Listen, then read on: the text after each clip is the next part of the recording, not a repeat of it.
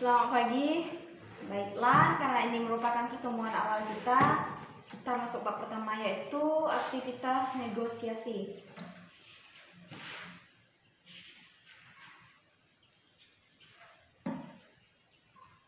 Bernegosiasi merupakan proses tawar-menawar dengan jalan berunding untuk memberi atau menerima dengan tujuan mencapai kesepakatan bersama antara satu pihak dengan pihak yang lain.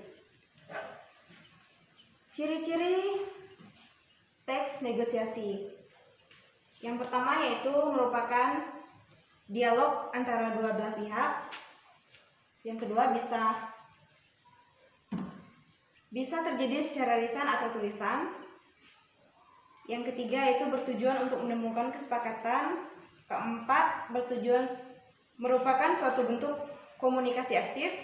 Yang kelima, bisa dilakukan dengan cara bertemu secara langsung ataupun tidak langsung. Secara langsung misalnya kita langsung tawar-menawar di dalam suatu pembelanjaan, misalnya kalau kita mau belanja pasti kita juga menawarkan. Tapi kalau tidak langsung berarti kita menggunakan telepon atau SMS. Yang keenam, bisa mengarah pada keuntungan kedua belah pihak.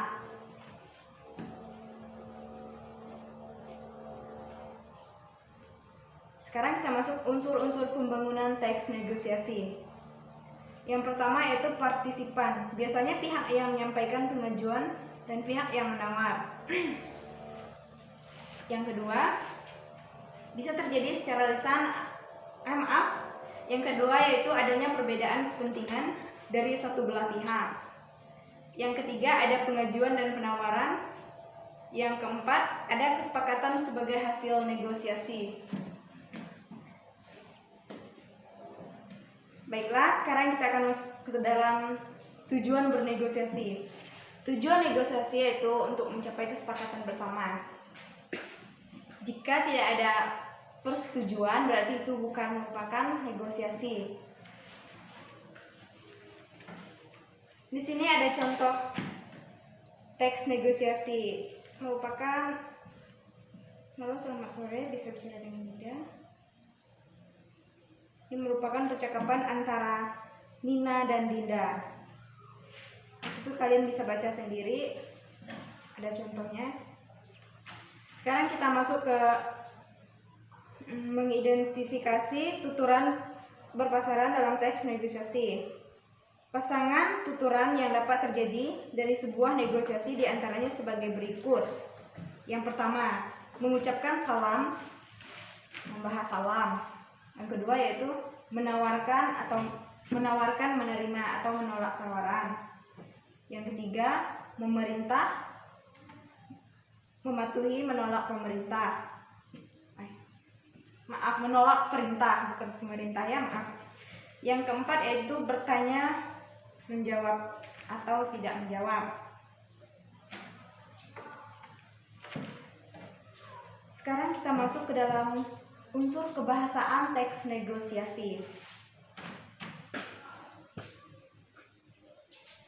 Unsur kebahasaannya ada 9. Yang pertama yaitu bahasa persuasif.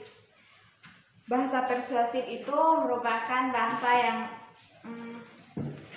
untuk membujuk atau menarik perhatian. Contohnya kan seperti ini. Bagus itu mah cocok untuk dipakai sendiri atau untuk souvenir. Yang kedua yaitu kalimat deklaratif. Kalimat deklaratif, kalimat yang disampaikan adalah kalimat yang berisi pertanyaan yang berfungsi untuk memberikan informasi atau berita tentang sesuatu. Contohnya, harga tas ini agak mahal karena pembuatannya cukup rumit, Bu. Itu merupakan contoh kalimat deklaratif. Yang ketiga yaitu menggunakan konjungsi atau kata penghubung. Contohnya, harga kain batik tulis ini lebih mahal karena pengerjaannya lebih rumit dan lama. Konjungsinya yaitu karena. Yang keempat itu menggunakan kalimat efektif. Kalimat efektif adalah kalimat yang padat, singkat, dan jelas, lengkap, dapat menyampaikan informasi secara tepat.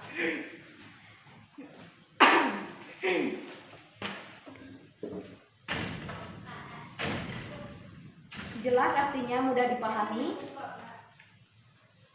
oleh pendengar atau pembaca. Tepat, dapat sesuai dengan kaidah bahasa yang berlaku. Contohnya, belum boleh Pak, harga daripada jualnya belum menutup biaya produksi. Ini merupakan kalimat yang tidak efektif. Kalau kalimat yang efektif, contohnya, belum boleh Pak, harga jualnya belum menutup biaya produksi. Yang unsur yang kelima yaitu berisi pasangan tuturan. Tadi kan udah dijelaskan pasangan tuturannya ada 5. Contoh pasangan tuturan bertanya jawab. Yang pertama itu pembeli. Berapa harga sekilo mangga ini Bang? Penjual, 30.000 Bu, murah. Itu merupakan contoh tuturan bertanya jawab. Yang keenam, bersifat memerintah dan memenuhi perintah. Contohnya, pedagang. Saya minta dibungkuskan sate ayam 2 porsi. Itu merupakan kalimat yang memerintah. Pembeli, baik Bu, silahkan ditunggu. Itu merupakan memenuhi perintah yang memerintah. Sekali lagi saya jelaskan, pembeli. Pedagang. Saya minta dibungkuskan sate ayam 2 porsi. Itu merupakan memerintah karena dia menyuruh. Yang kedua yaitu membeli. Pembeli, baik Bu, silakan ditunggu, memenuhi perintah. Yang ketujuh yaitu menggunakan pronomina. Pronomina merupakan kata ganti. Pronomina atau kata ganti adalah jenis kata yang menggantikan nomina atau frasa nomina. Contohnya, kata saya, kami, Anda. Contoh dalam kalimat, silahkan Anda pilih sendiri warnanya.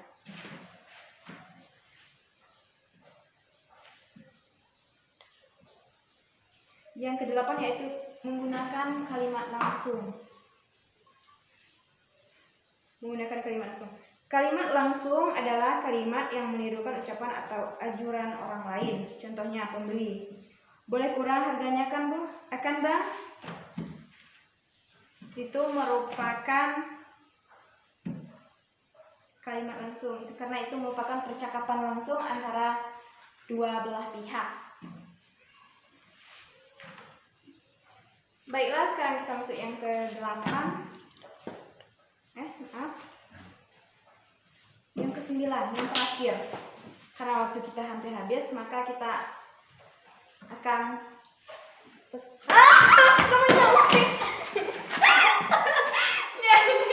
wah, itu jahat mah